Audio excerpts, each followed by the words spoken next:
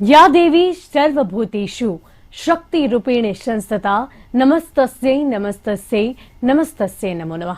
नमस्कार, कशिश न्यूज की खास कार्यक्रम में आपका स्वागत है और मैं हूं आपके साथ शुभे मिश्रा। आज नवरात्र के आखिरी और 9वें दिन मां के सभी भक्तों को मेरा प्रणाम। आज भगवती के 9वें स्वरूप मां सिद्धिदात्री की पूजा करते हैं। मां दुर्गा के इस स्वरूप की आराधना के साथ ही नवरात्र के अनुष्ठान का समापन हो जाता है। आज नवरात्र के खास दिन कैसे करें मां की उपासना, हमारे साथ आधे घंटे तक जुड़े रहेंगे आचार्य डॉक्टर राजनाथ झा जी और आचार्य जी से जानेंगे कैसे करें मां सिद्धिदात्री को खुश। आचार्य जी, आपका बहुत बहुत स्वागत है कशिश न्यूज के खास कार्यक्रम में। और आज एक बेहद ही खास दिन है, मां के एक बड़े अनुष्ठान का दिन है। दुर्गा पूजा की समाप्ति आज होती है, मां की पूजा की समाप्ति आज होती है। ऐसे में 9वें यानी कि 9वीं के दिन सिद्धिदात्री की पूजा कैसे करनी है और उनकी महत्वता के बारे में जानकारी दी। सबसे पहले आज तो सिद्धिदात्री है, मैं माता का ध्यान करना चाहूंगा।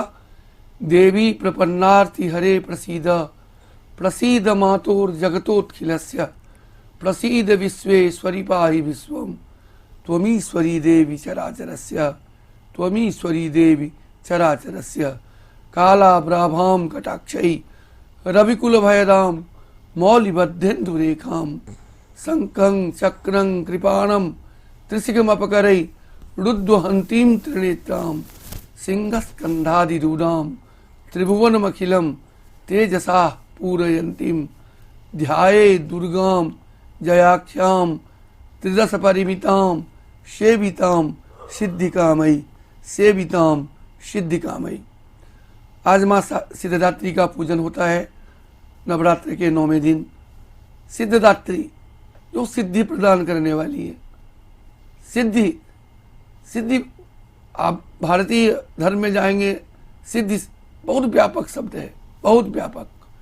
सिद्धि अष्ट सिद्धि नवनिधि, अष्ट सिद्धि नवनिधि की चर्चाएं हमारे धर्म में हुई है और ये बहुत ही तपस्या से बहुत ही तापस्या से प्राप्त होती है। मां सिद्धिदात्री का जो है बड़ा सौम्य रूप है इनका। मां सिद्धिदात्री सौम्य भगवती हैं, अतिशय सौम्यता है इनमें।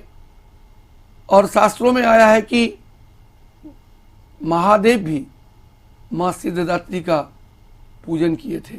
मां सिद्धिदात्री का पूजन जप तप आदि किए थे और मां सिद्धिदात्री प्रसन्न होकर के आधे शरीर में, बाबा भोलेनाथ के आधे शरीर में वास की थी। और वो जो शिव का अर्धनारीश्वर रूप है उसमें मां सिद्धिदात्री है। क्योंकि कहा गया है कि शक्ति जो है ना वही प्रकृति स्वरूपा है। शक्ति से ही संसार है, शक्ति से ही संचार है। एकैव शक्ति परमेश्वरस्य भिन्ना चतुर्धा व्यवहार काले। एक शक्ति है जो परमेश्वरी है और मां परमेश्वरी के ही अनेकानेक रूप हैं, जिसमें हम लोग चर्चा करते आ रहे हैं। प्रथमम शैलपुत्री च, द्वितीयम ब्रह्मचारिणी, तृतीयम चंद्रघंटेति, कुसुमांडेति चतुर्थकम, पंचमम स्कंदमातेति, षष्ठम कात्यायनी च, सप्तमम कालरात्रि च, महागौरीति चाष्टमम, नवमम सिद्धिदात्री च। आज शारदीय नवरात्र के 9वें दिन मां सिद्धिदात्री की पूजा है। तो सभी को आज के दिन बहुत ही संयम पूर्वक श्रद्धा पूर्वक मां का अनुव्रजन करना चाहिए। और आज के दिन इस वर्ष के नवरात्रि का हवन के बाद आज पूर्णाहुति भी होगा। तो मां सिद्धिदात्री की पूजा से सिद्धियां प्राप्ति होती है। जी आचार्य जी, आपने माता की महत्वता के बारे में बताया, उनकी विशेष रूप के बारे में बताया, कितनी सौम्य है माता, उनका जो स्वरूप है। लेकिन हम आपसे जानना चाहेंगे कि ये जो अर्धनारीश्वर का रूप शिव भगवान को प्राप्त हुआ, इसके पीछे की क्या कथा रही है? देखिए, भगवान भगवान महादेव जो है ना, महादेव के अनेक रूप हैं। महादेव वो साकार भी हैं, निराकार भी हैं। जी। साकार निराकार दोनों। अगर कहा जाए तो परब्रह्म का स्वरूप है महादेव। और महादेव अगर कोई देव भी है ना, तो देवताओं को भी शक्ति चाहिए। शक्ति के बगैर तो कोई नहीं है।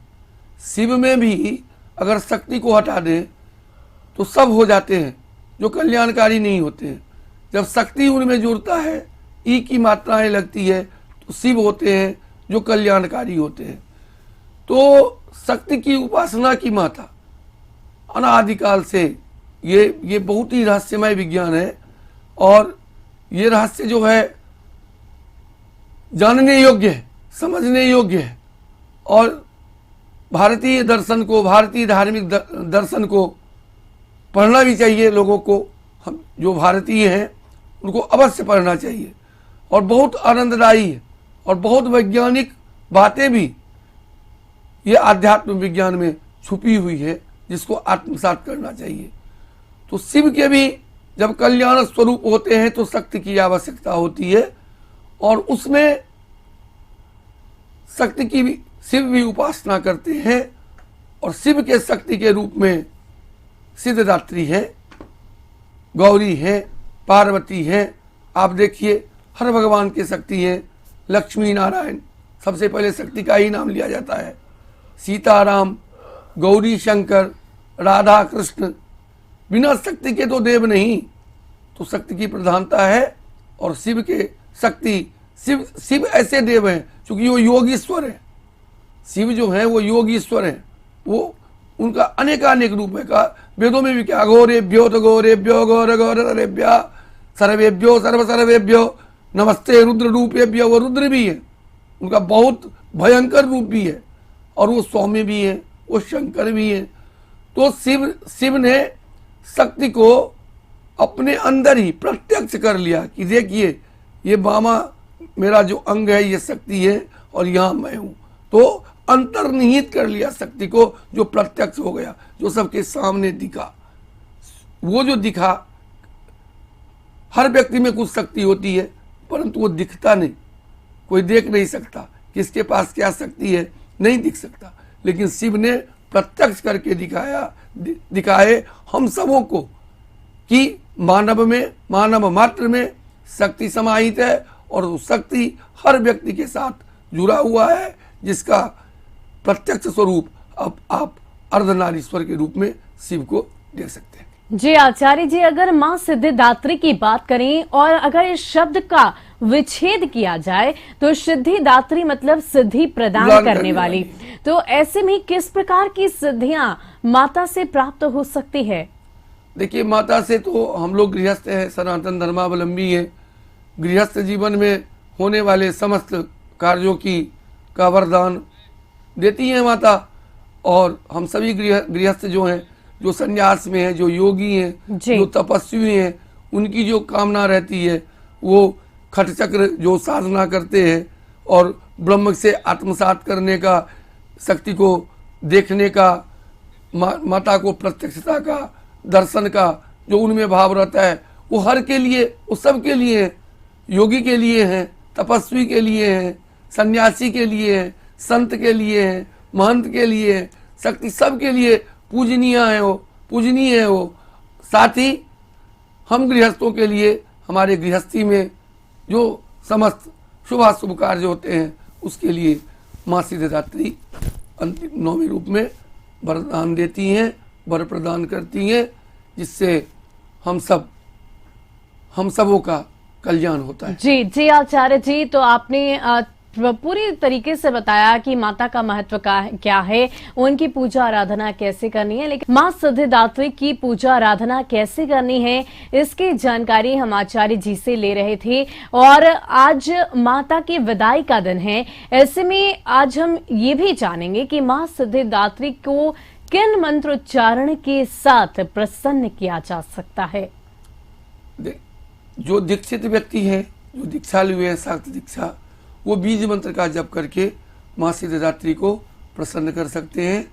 उनका बीज मंत्र है ह्रीं क्लीं ऐं सिद्ध्यै नमः। ह्रीं क्लीं ऐं सिद्ध्यै नमः। इस मंत्र का अधिक से अधिक अगर जप करेंगे मां सिद्धिदात्री प्रसन्न होंगी। वैसे जो दीक्षित व्यक्ति नहीं है वो भी मंत्र का जप कर सकते हैं। दुर्गा जी का कोई भी मंत्र ले लें, सर्व मंगल ले लें, सर्व बाधा प्रशमनम मंत्र हो, या जो भी कोई कामना से आप आज के दिन माँ को भजेंगे, या विगत पूरे नवरात्र से आप माँ का अनुव्रजन करते आ रहे हैं, पूजन करते आ रहे हैं, अपना श्रद्धा सुमन भाव श्री माँ जगत जननी जगदम्बा परमेश्वरी के श्री चरणों में अर्पण करते आ रहे हुए, सभी का सिद्धि प्राप्त होगा आपको, और आप हम सबों का कल्याण होगा। और माँ तो कल्याणकारी है ही, वैसे ये इस मंत्र का जप कर सकते हैं। लेकिन 9 दिन से भी जो भी अर्चना पूजा है उसका भी सिद्धि आज माँ प्रदान करती हैं, क्योंकि आज ही के दिन पूर्णाहुति होता है यज्ञ का। जो भी मंत्र आप जप किए हुए हैं वो अग्नि को अर्पित, अग्नि के द्वारा माता को अर्पित करते हैं। और जब हवन होता है ना, तो हवन के बाद जो हवन का क्या है, यज्ञ होता है वो, तो यज्ञात भवति पर्जन्यादन्न संभव। यज्ञ के धुएं से आकाश मंडल शुद्ध होता है, आकाश मंडल में जाता है, उससे मेघ बनता है, मेघ से बारिश होती है, बारिश से अन्न होता है, और अन्न से हमारा सृष्टि चलता है। तो वो जो पूर्णाहुति का यज्ञ होगा उसके साथ आपका भाव, पूजन, पाठ सब माता के श्री चरणों में समर्पित होगा, और माता का आशीर्वाद हम सबों को प्राप्त होगा। जी आचार्य जी, आज नवमी का दिन है, मां सिद्धिदात्री की पूजा आराधना लोग करते हैं, लेकिन इस दौरान माता के चरणों में भोग किन किन चीजों का लगाना अनिवार्य होता है? देखिए, आज के दिन अगर आप मोदक का भोग लगाते हैं ना, मोदक, तो बहुत मोदक, पायस इत्यादि, खीर जो है, खीर, लड्डू, पुआ, पकवान इत्यादि अगर मां सिद्धिदात्री को भोग लगाते हैं तो बहुत ही माता प्रसन्न होती है। कहा गया है कि मोदकम स्वादि रुचिरम कर्पूरादि सुभाषितम भोजने तृप्त कृतस्मात् कृपया परिगृह्यताम। तो आज के दिन अगर मोदक का भोग लगाती हैं तो आपके लिए, हम सबों के लिए बहुत ही कल्याणकारी है, और इससे मृत्यु भय से मुक्ति मिलती है और संकटों से भी मुक्ति मिलती है, संकटों को भी दूर करते हैं। खासकर आज के दिन 9 कुमारी पूजन का भी विशेष महत्व है। लोग 9 कुमारी पूजन करते हैं, और 9 कुमारी मतलब 9 देवियों का रूप। तो कुमारी भोजन में भी कुमारी को जो पूजा करने के बाद अगर आज के दिन आप पायस, लड्डू, पकवान आदि कुमारी कन्याओं को खिलाते हैं माता के रूप में, तो आपके लिए वो वरदायी होता है, आपके लिए वो सुख, शांति, समृद्ध, आस्था, धर्म में प्रगति, सब कुछ जीवन का जो भी आपकी इच्छाएं हैं, सभी इच्छाओं की पूर्ति माँ सिद्धिदात्री, माँ जगत जननी जगदम्बा, माँ दुर्गा पूर्ण करती हैं, जिससे एक नवीन ऊर्जा के साथ पुनः हम अपने कर्म क्षेत्र में कर्मठतापूर्वक लग जाते हैं, और माँ के आशीर्वाद से, जगदम्बा की शक्ति से, जगदम्बा की कृपा से सभी कार्य सिद्धि होती है। जी आचार्य जी, आपने पूरी जानकारी दी कि किन चीजों का भोग लगाकर मां को प्रसन्न किया जा सकता है, किन मंत्रोच्चारण को करना अनिवार्य है। मां सिद्धिदात्री की पूजन से जुड़ी तमाम जानकारी हमने आपको दी है, लेकिन अब हम बात करेंगे कि किस प्रकार 9 कन्याओं के पूजन की जो विधि विधान है उसको ध्यान में रखना चाहिए और कैसे 9 कन्या का पूजन किया जाना चाहिए और इनकी महत्वता क्या है, इसके पीछे की वजह क्या है, ये पूरी जानकारी आपको देंगे आचार्य राजनाथ जी। आचार्य जी, कैसे कन्याओं का पूजन करना चाहिए और इसके पीछे की महत्वता क्या है, वजह क्या है, पूरी जानकारी दर्शकों को दें। देखिए, कुमारी कन्या के रूप में माता का रूप वर्णित है शास्त्रों में। मतलब 2 वर्ष की कुमारी कन्या होंगी, वो किस रूप की होंगी। 3 वर्ष की कुमारी कन्या होंगी, वो किस रूप की होंगी। 4 वर्ष, 5 वर्ष, 6 वर्ष, 7 वर्ष, 8 वर्ष, 9 वर्ष, 9 वर्ष तक की कुमारी कन्याओं का शास्त्र में नाम बतलाए गए हैं। हर वर्ष जिस वर्ष के कन्याएं होती हैं वो उस स्वरूप की देवी होती हैं। उस स्वरूप के रूप में, माता के उन स्वरूपों के रूप में हम उनका पूजन करते हैं। हम उनमें माता को देखते हैं। हम माता का स्वरूप कुमारी कन्याओं में है। इसलिए कुमारी कन्या की पूजन की महत्ता सनातन धर्म में, भारतीय धर्म परंपरा में प्राचीन काल से चली आ रही है। आज सिद्धिदात्री का, वैसे तो प्रतिदिन लोग नवरात्र में कुमारी भोजन कराते हैं, कुमारी पूजन और कुमारी भोजन कराते हैं, परंतु कई जगह ऐसा भी देखा गया है कि लोग प्रतिदिन कुमारी पूजन भोजन नहीं करा पाते, तो नवमी के दिन अवश्य ही कुमारी बटुक पूजन कराते हैं। तो कुमारी पूजन की महत्ता माता के रूप में है। उनको विधि पूर्वक सर्वप्रथम पूजन करना चाहिए। देवी के रूप में उनका पूजन होता है। जल, पुष्प, धूप, दीप, तांबूल सब कुछ कन्या को अर्पण होता है। पूजन के पश्चात माता के रूप में प्रणाम करने के बाद उनको भोजन, कुमारी भोजन कराया जाता है और कुमारी भोजन के बाद दक्षिणा देकर फिर पुनः माता से आशीर्वाद प्राप्त की जाती है। इस तरह से कुमारी पूजन का विधान नवदुर्गा के रूप में, नवचंडी के रूप में, चूँकि 9 वर्ष तक के कुमारी कन्याओं का 9 रूप में देवी के रूप में हमारे सनातन धर्म में देखा गया है, जिसमें हर वर्ष 5 वर्ष की हैं तो अलग रूप में है, 6 वर्ष की हैं अलग रूप में है, 7 वर्ष की हैं तो अलग रूप में है।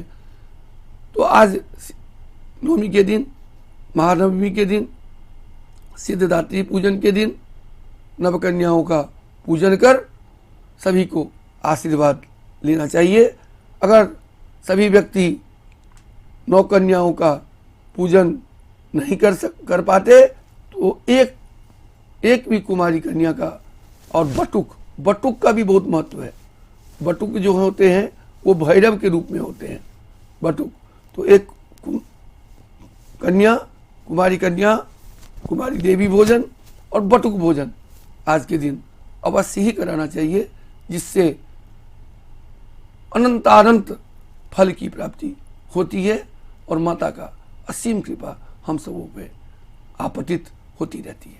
जी आचार्य जी, आपने 9 कन्याओं के बारे में जानकारी दी कि किस प्रकार उनके पूजन के विधि विधान, किन बातों का खास ख्याल रखना चाहिए, लेकिन हम आपसे ये भी जानना चाहेंगे कि इस 9 कन्याओं के पूजन के दौरान क्या क्या नियम ऐसे होते हैं जो भक्त जनों को हमेशा उन बातों का खास ख्याल रखना चाहिए। दरअसल ये पूजन के नियम जो होते हैं ना, इनका विधिवत पूजन करना चाहिए, तिरस्कृत भाव नहीं होना चाहिए। आगे चलिए खिला दीजिए चले जाएंगे, ऐसा नहीं। अगर आप कुमारी पूजन करते हैं, पूरे भाव पूर्वक, पूरे श्रद्धा पूर्वक आप घर में उनको बुलाएं आमंत्रण से और विधिवत श्रद्धा पूर्वक देवी का रूप, मतलब समझिए कि आपके घर भगवती आई हुई है, जगदम्बा आई हुई है, और ऐसी श्रद्धा भक्ति से अगर आप कुमारी भोजन कुमारी पूजन करते हैं, क्योंकि वो देवी के ही रूप हैं, वो भगवती ही है, वो लौकिक दृष्टि से न देखकर अगर पारलौकिक दृष्टि से देखा जाए तो वो साक्षात देवी के रूप में कुमारी कन्या है। पूर्ण भाव श्रद्धा से उनका पूजन विधिवत कर और फिर उनको प्रसन्न भोजन आदि से प्रसन्न करना चाहिए। कहा गया है कि वो जितनी प्रसन्न होकर के घर से विदा होती हैं उतनी ही सुख समृद्धि प्रदान करके ही जाती है।